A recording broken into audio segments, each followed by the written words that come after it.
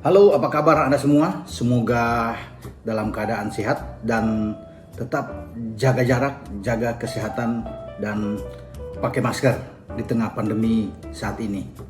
Oke, saat ini saya Bung Ropan akan memberikan penjelasan atau cerita analisis tentang The Blues Chelsea. Tim yang begitu agresif dalam pembelian bursa transfer pada musim ini 2020-2021. Bagaimana pihak manajemen Roman Abramovich, pelatih Frank Lampard ingin menjadi juara.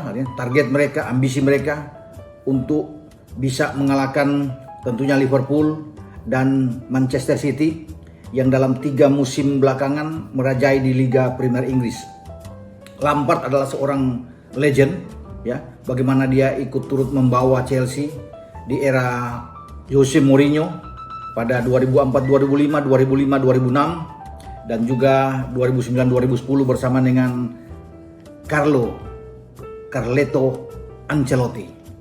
Sebelum dia mengakhiri karir dia, ada 2 gelar juga yang direbut Chelsea ya. Dalam era modern ini 5 gelar yang mereka rebut sejak Liga Premier ini di pertandingan 1992-1993. Jadi sudah 28 tahun sampai terakhir ketika Liverpool kemarin juara 2019-2020 untuk pertama kali dalam 30 tahun terakhir, dan Chelsea ingin bisa melakukan lagi. Nah, dalam rentang di Liga era modern ini ada 3 pelatih Chelsea yang mampu membawa The Blues ya menjadi juara. Jose Mourinho dengan 3 gelar, di mana 2 saya sudah katakan tadi 2005 dan 2006, kemudian diteruskan oleh Ancelotti pada 2010 dan Mourinho balik kembali merebut di 2015 sebelum Antonio Conte memberikan gelar di musim 2016-2017. Lampard sekarang bertugas untuk bisa memberikan gelar ke-6 mereka di era modern.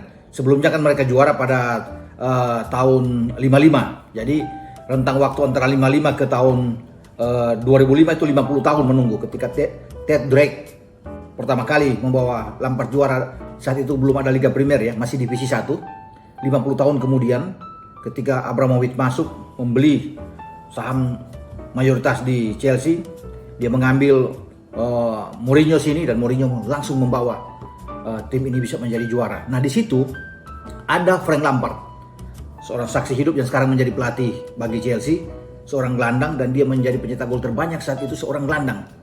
Padahal di depan ada pemain-pemain hebat, ya, ada termasuk Drogba yang didatangkan Mourinho saat itu dari Olympique Marseille, tapi dia membuat 13 gol Lampard. Ini gelandang yang luar biasa. Nah, Lampard bisa melakukan gebrakan luar biasa pada musim ini. Dia, menurut saya, dia coba untuk mengikuti apa yang dilakukan oleh Jose Mourinho pada era pertama menangani Chelsea saat itu di 2004-2005. Ya, Mourinho didatangin dari FC Porto, ya, semusim setelah dia membawa Porto menjadi juara Liga Champions ketika mengalahkan AS Monaco 3-0 di final Liga Champions di kota Gelsenkirchen saat itu. Dia dikontrak oleh Abramovich ya. Masuk dan Mourinho membawa 2 pemain Porto. Pemain belakang Ricardo Carvalho dia bawa, dan pemain belakang ya, fullback mereka yaitu Paulo Ferreira yang dia bawa itu. Mourinho juga mendatangkan Drogba ya, Didier Drogba dari Olympique Marseille. Dia mengambil Arjen Robben dan Matthäa Kessman dari PSV Eindhoven. Jadi ini dia membangun tim yang baik yang akan ditiru oleh Lampard pada musim ini. Bagaimana Lampard melihat musim pertama Mourinho luar biasa. Dia juga ingin menginginkan bahwa Chelsea yang ditangani saat ini adalah Chelsea yang sama seperti Mourinho saat itu, sehingga kita bisa melihat ya pembelian Mourinho di tahun pertama Mourinho itu suatu hal yang luar biasa ya. Bagaimana di depan pemain-pemain yang sangat bagus, termasuk ada Damian Duff di sana, di tengah juga ada Claude Makalele, ada Celestin Bawayaro, ada William Gallas juga yang ada di situ. Jadi pemain-pemain yang baik, ada Glenn Johnson. Nah, penjaga gawang Peter Cech yang begitu melegenda juga itu diambil oleh Mourinho dari Rennes di Prancis dan untuk bisa bergabung dengan Chelsea, sehingga dia membangun suatu tim yang sangat baik dalam 2 musim berturut-turut juara di bawah Mourinho saat itu 2005 dan 2006 ya. Nah, Di dua musim itu Lampard begitu hebat, mencetak 13 gol di musim pertama dia saat itu bersama dengan Mourinho. Di musim kedua bersama dengan Mourinho, Lampard juga membuat 16 gol, jadi ada peningkatan 3 gol. Sebelum di era Carleto dia membuat 22 gol. Jadi ini pemain gelandang paling subur yang ada. Nah, inilah menjadi tantangan buat Lampard. Dia harus mencari gelandang-gelandang bagus seperti di era dia, ya, di saat dia menangani sebagai pelatih. Jadi pembelian mereka yang luar biasa, agresif saya katakan. Mendatangkan Hakim Ziyech dari Ajax, Timo Werner dari Leipzig, kemudian terakhir bagaimana ada Kai Havertz dari Bayer Leverkusen yang begitu besar, ya hampir 90 juta pound, dia tangga pemain muda termahal, gelandang serang yang bisa mengatur ritme permainan. Datang juga dari PSG Thiago Silva, kapten PSG, secara gratis tentunya, dia mendapatkan Ben Chilwell di sana, bermain di posisi bek kiri, sehingga Lampard ini harus betul-betul mencermati skema permainan yang akan ditampilkan pada musim ini. Nah, berbicara tentang skema permainan yang harus dimainkan oleh Lampard, ini yang perlu saya bahas ya di dalam episode kali ini tentang The Blues Chelsea. Nah, dengan datangnya Kai Havertz bermain posisi tengah, itu berjibun banyak pemain-pemain tengah yang ada di sana sehingga menimbulkan persaingan yang sengit ya, tentunya khususnya di tengah. Di depan Timo Werner saya pikir akan aman. Dia akan mendapat satu tempat, ya. Hakim Ziyech juga akan mendapat satu tempat posisi bermain dari sayap kanan, ya, dari flank kanan. Sehingga Lampard dengan pola skema 4-3-3 pasti akan memainkan, kalau tidak ada kiper baru yang datang, Kepa yang akan bermain tetap di bawah Mister. Menurut saya 4 pemain belakang dia ini yang agak begitu sulit juga, terutama di bek tengah ya. Bek kiri sudah pasti Ben Chilwell yang didatangkan dari Leicester. Di kanan bisa saja kapten mereka yaitu Cesar Azpilicueta akan bergeser sini. Tetapi di sana sebenarnya ada bek muda yang bagus, Reece James. Tinggal tergantung bagaimana Lampard bisa menempatkan pemain ini yang terbaik. Di bek tengah pasti ada Thiago Silva. Kalau Thiago Silva dimaksimalkan, dia akan mendapatkan tempat utama. Siapa pendamping Thiago Silva? Ada beberapa nama saya pikir. Ada Antonio Rudiger, ada Andreas Christensen juga bermain di sana, dan Kurt Zouma yang akan bermain 3 ini. Lampard harus memilih salah satu. Kalau yang punya jam terbang lebih bagus tentunya adalah Antonio Rudiger. Nah, kalau Rudiger bermain dengan Thiago, berarti ada 4 pemain di belakang ya. Ada Chilwell, Silva, Rudiger, dan juga Azpilicueta. Sekarang di tengah, ya 3 pemain yang dia harus tempatkan.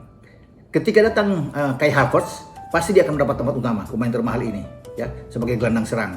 Satu lagi yang lebih bertahan menjaga kedalaman permainan adalah N'Golo Kante. Kalau dia tidak jadi dijual ke Inter, Kante akan mendapat tempat utama. Tinggal satu jatah atau pos yang harus diperebutkan oleh 5 pemain. Di sana ada Mason Mount, ya, ada Ross Barkley, sana, ada Jorginho, ada Matteo, ya, Kovacic, ada Ruben Loftus-Cheek, 5 yang harus dipilih. Siapa pemain yang harus dipilih untuk bisa mendampingi Kante dan Kai Havertz? Jika bermain dengan 4-3-3 di kandang, mereka akan menyerang, pasti satu gelandang serang akan dimainkan. Mason Mount yang bisa ditampilkan dalam formasi 3 gelandang, ya. 3 gelandang. Dengan di babak kedua opsi yang akan dimasukkan tentunya bisa Barkley, ada Kovacic, ya, bisa ada Jorginho juga yang bisa dimainkan, atau Loftus-Cheek yang bisa dimainkan secara bergantian. Jadi itu 3 pemain yang saya katakan tadi, bahwa Kante, Havertz, dan Mount ini dengan pola 4-3-3 yang lebih menyerang, ya. Kemudian 3 pemain depan, di kanan pasti ada Ziyech. Striker adalah Timo Werner. Artinya dia bisa menyisikan Giroud dan Tammy Abraham di sini ya, yang akan duduk di bangku cadangan. Di kiri pasti ada Christian Pulisic. Nah, inilah formasi yang ditampilkan. Jika Timo Werner tampil di bawah harapan bagi Lampard, tentunya dia akan ditarik keluar dan pasti akan masuk salah satu di antara Tammy Abraham dan Giroud. Giroud mungkin akan mendapat tempat di sini. Jika kemudian Pulisic yang tampil di bawah kemampuan dia, melihat dalam kondisi permainan, mungkin Pulisic akan keluar, Giroud akan masuk atau Tammy Abraham akan masuk, Werner akan bergeser bermain di posisi Pulisic lebih ke kiri, karena Werner bisa juga bermain bagus di posisi sayap. Jadi dia akan ditarik bermain lebih ke sayap, menggantikan Pulisic, dan di tengah atau sebagai striker, posisi Werner tadinya akan digantikan oleh Giroud atau Tammy Abraham. Ya, Giroud mungkin akan dapat tempat pertama ya. jika Hakim Ziyech yang kemudian ditarik keluar, pasti satu gelandang bisa dimasukkan di sini, ya. Jorginho yang akan dimasukkan di sini untuk bersama dengan Havertz dengan Kante. Mason Mount ya akan didorong untuk bisa menggantikan posisi dari Ziyech, lebih ke kanan ke depan. Ziyech keluar, Werner tetap sebagai striker dan Pulisic di kiri. Dengan Mount bermain di kanan, ini pemain yang lebih cepat tentunya yang dimainkan mereka, sehingga ini bisa menjaga keseimbangan permainan. Jorginho akan bermain mengatur di tengah juga bersama dengan Kante untuk menjaga kedalaman permainan, karena ada Havertz yang berdiri di bawah, di belakang Timo Werner. Jadi itu skema yang menurut saya yang pasti akan ditampilkan oleh Lampard ketika mereka menjadi tuan rumah dengan pola 4-3-3. Lain halnya kalau mereka bermain tandang tentunya. Pasti Lampard tidak akan berspekulasi untuk memaksakan bermain 4-3-3, tapi mungkin dia akan bermain dengan pola lain. Opsi lainnya akan diambil oleh Lampard. Dia bermain dengan 4 back, 2 back yang agak lebih bertahan, kemudian ada 3 dan 1 striker. Jadi 4-2-3-1. Dengan 4-2-3-1 di belakang tidak akan berubah, mungkinnya tidak akan berubah. Di dua double pivot ini yang akan ditampilkan adalah Kante atau dengan Mateo Kovacic, atau bisa aja dengan Jorginho. Dengan Jorginho bermain berdua dengan Kante, mereka akan bisa mengatur kedalaman permainan.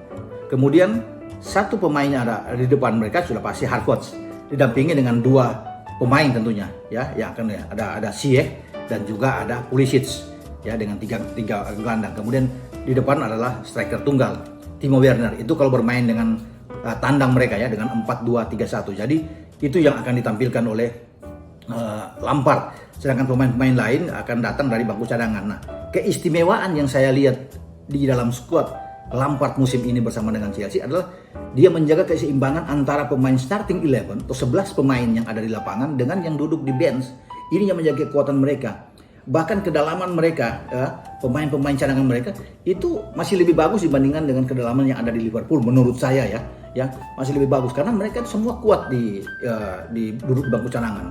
Ya, bisa ada Jorginho di sana, ada Kovacic, ada Barkley, bisa ada Mount yang duduk di bangku cadangan, ada Tammy Abraham, ada Oliver Giroud yang duduk di bangku cadangan. Jadi semua pemain-pemain ini adalah pemain-pemain yang siap dipakai dan tidak akan ada pengaruh, tidak akan ada perubahan ketika Lampard menarik satu pemain intinya keluar. Yang akan masuk juga adalah pemain yang sama kualitasnya. Jadi yang dijaga oleh Lampard sekarang adalah mutu. Itu yang dia mengadopsi apa yang dilakukan oleh Jose Mourinho pada 2005-2006 dengan kedalaman skuad yang begitu merata hampir di semua lini yang dilakukan Mourinho saat itu, sehingga Chelsea begitu berjaya dalam 2 musim itu untuk bisa mematahkan kekuatan MU dan Arsenal saat itu yang kuat sebelum Mourinho datang. Jadi ini yang akan diikuti oleh Lampard saya lihat ketika dia mengambil banyak pemain, ya pemain-pemain hebat yang ada di berbagai liga, termasuk di Liga Jerman ya, yang didatangkan, yang saat ini di samping ada Ben Chilwell yang masuk juga, sehingga dia mendapatkan suatu starting 11 terbaik. Nah, dengan starting 11 terkuat seperti ini, keseimbangan yang kuat juga di antara pemain utama dan pemain yang lapis kedua memungkinkan mereka untuk bisa menjadi juara pada musim depan. Mereka menjadi penantang utama bagi Liverpool, bagi City dan juga bagi United. Jadi dia ingin mengembalikan apa yang pernah dilakukan oleh Mourinho, oleh Carleto, oleh Antonio Conte untuk bisa menjadi pelatih sebagai pelatih yang melegendaris yang ada di Chelsea, dan akhirnya sebagai pemain dia juga bisa melakukan itu ketika dia menjadi pelatih. Dan saya pikir inilah kesempatan bagi The Blues untuk bisa menjadi juara dengan kondisi pemain yang luar biasa yang ada di sana, dan tidak terbantahkan bahwa mereka menjadi kekuatan utama di antara seluruh klub London yang berpartisipasi di Liga Premier musim ini. Tahu bersama bahwa ada 2 klub London lainnya yang diunggulkan kuat ya, samping mungkin ada Crystal Palace, tapi saya mengunggulkan bahwa Spurs dan Arsenal juga lah tim yang tidak bisa dianggap remeh, tapi yang menjadi utama, yang menjadi kekuatan, yang diunggulkan, yang favorit adalah The Blues Chelsea. Jadi ini kesempatan buat Chelsea kalau mereka ingin menjadi juara. Waktunya untuk 2020 dan 2021 kita akan menantikan apakah Lampard mampu mengikuti jejak Jose Mourinho, jejak Carleto, dan jejak Conte. Kita akan lihat nanti dalam musim yang akan berjalan pada 2020-2021. Oke, sampai di sini dulu episode saya kali ini tentang The Blues Chelsea, dan jangan lupa saya mengingatkan kembali Anda harus like, komen, dan subscribe channel ini. Dan Kita berjumpa pada waktu yang akan datang, untuk episode yang akan datang. Ciao.